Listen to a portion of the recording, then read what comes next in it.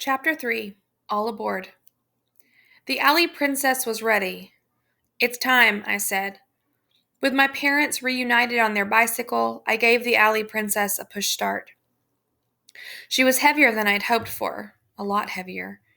However, once moving, the princess rolled easily, and I scrambled into the back bay and took the right rear pedals. "Hey, this is not hard," my father called over his shoulder as he steered us down the curving cul-de-sac driveway. "Great," I said evenly. We'd been on the road only 10 seconds, plus we were going downhill. But I'd given him the front for a reason. He might feel like he was making some kind of family contribution, for a change. I had to be in back by the main axle and sprocket in case we had mechanical problems. As well, the whole drive chain assembly would need occasional oiling. I saw myself like one of those smudged, greasy oiler guys in the bows of the old steamships where pistons were as big as cars. In the movie Titanic, the best scenes were of the engine room, followed, a very close second, by Leonardo DiCaprio doing his charcoal sketch of Kate Winslet. I'd rewound to both a few times. But the Alley Princess was not the Titanic. It was clear sailing ahead, and all parts turned smoothly. White pumice kicked up behind, then exhaled back onto our skinny tire marks and obscured them. Perfect. The less evidence that we had left town, the better. When I lived in the woods, I never walked the same trail twice. Nobody knew where my cabin was. That's because I never left any tracks. I was as paranoid these days as old Mr. Kurz, my oral history buddy from ninth grade. Twice I had seen footprints in the ash alongside our house and garage, tracks that led back toward the Hoffmeyers, our nearest neighbors. We'd been sort of friends with them, parents and the children, for several years, but things were different now. People had passed through a come together, help your neighbor mentality and now looked out for number one. Hoarding was against the law, but everybody did it. Nobody thought they had enough food. Everybody worried that their neighbors had more. The alley princess rocked briefly, side to side. "Everything okay?" I called to my father. "Just testing the steering," he said. He glanced back at my mother, who pedaled steadily. Piece of cake, really. We rolled on. Houses were all nearly dark.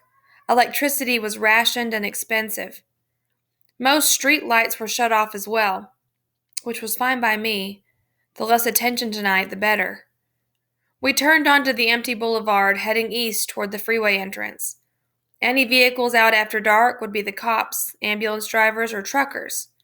Gasoline supplies were restricted, though available on the black market, especially from farmers. But big deal. Who knew any farmers? And anyway, non-essential travel was forbidden. If the cops stopped you for a destination check and found out you were just cruising, your car was confiscated on the spot. It was not that the country was low on supplies of gas or other forms of energy, rather, the big power plants were part of the problem. Nuclear generators, oil refineries, coal-burning producers, all were reduced to minimum operating levels in order to keep from further screwing up air quality. And since the biggest contributors to air pollution were automobiles, they were first on the government's air quality hit list. On the other hand, those empty streets were great for skaters, inliners, bicyclists, and the alley princess.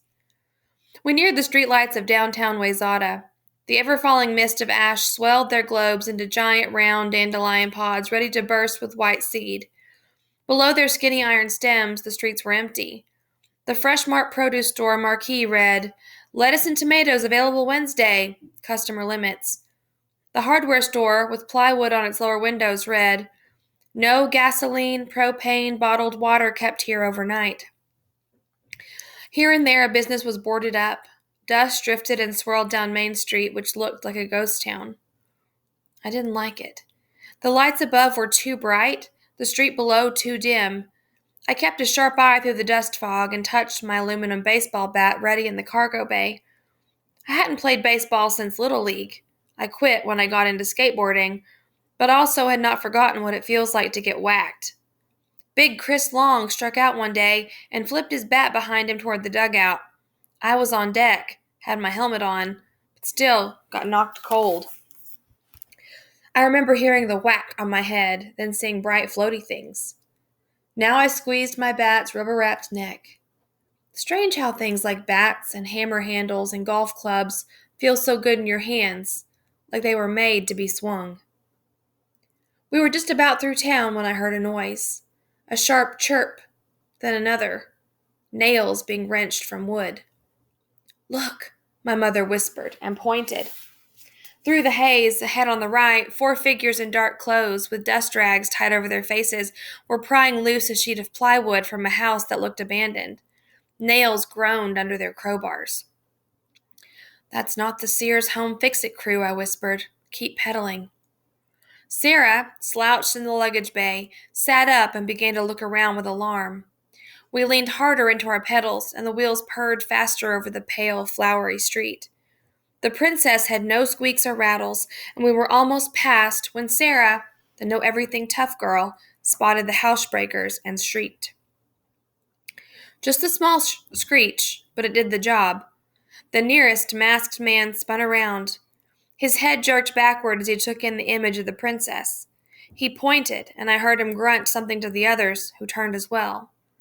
Suddenly the main, biggest guy came trotting across the street on an interception course with the princess. "Oh, darn," Sarah shouted. "Great. Just great." Hey there," the man grunted. His voice, muffled by the dust drag, sounded like a bear huffing. He pointed with his crowbar as he ran at us. "Stop! I want to talk to you." "Faster!" I hissed to my parents. We leaned into our pedals big time. When we were at top speed, I grabbed the baseball bat and hunkered beside Sarah. She was trying not to look. Crowbar man kicked up dust as he charged. I read his mind. He would jam his crowbar into the rear wheel spokes and bring us to a crashing halt.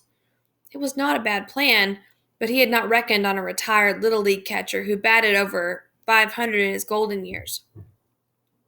Things went to slow motion. About 2 seconds from impact, his crowbar was in range. I went into a batter's crouch and swung. A level swing, got my hips into it. My bat caught his smaller iron bar just above his fingertips with a sound like a church bell rung by a sledgehammer.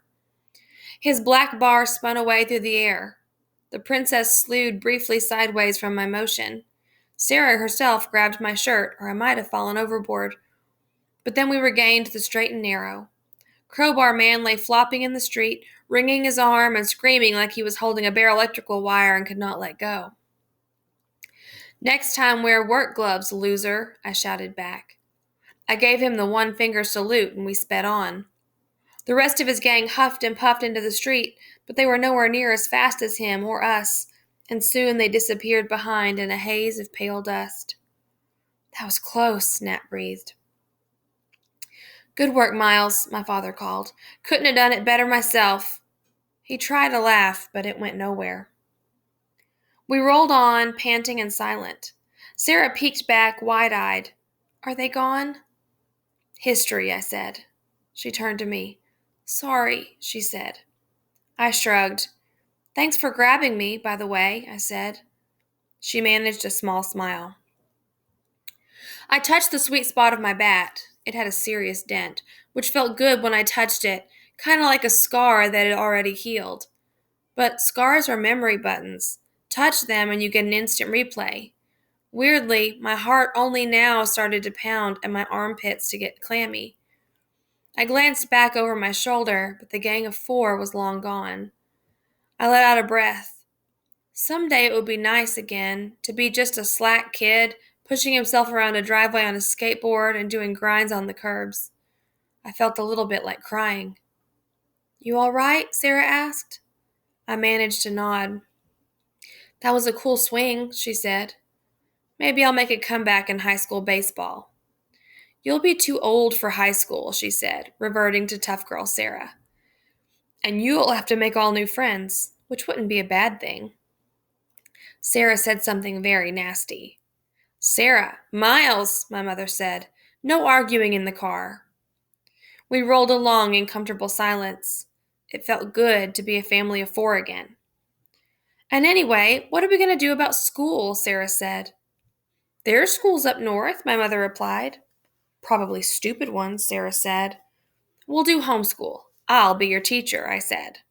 Miles, my mother said. Okay, okay, I replied. The alley princess whispered along the empty, ashy streets. My mother kept looking at the dark, dusty suburbs. This is like a war, she murmured. People's lives are disrupted, put on hold for a while, then it ends, and we all try to start over again. She looked at my father. He turned to look back at her. I hoped she was right. I hoped my parents got used to living together again. Maybe they would find out they liked it. But first things first. There's our turn, I called to my father. He steered the princess up onto the entrance ramp of 494, the freeway heading northwest. Below, wind blew steadily up the vacant 6-lane channel. It was time to set sail.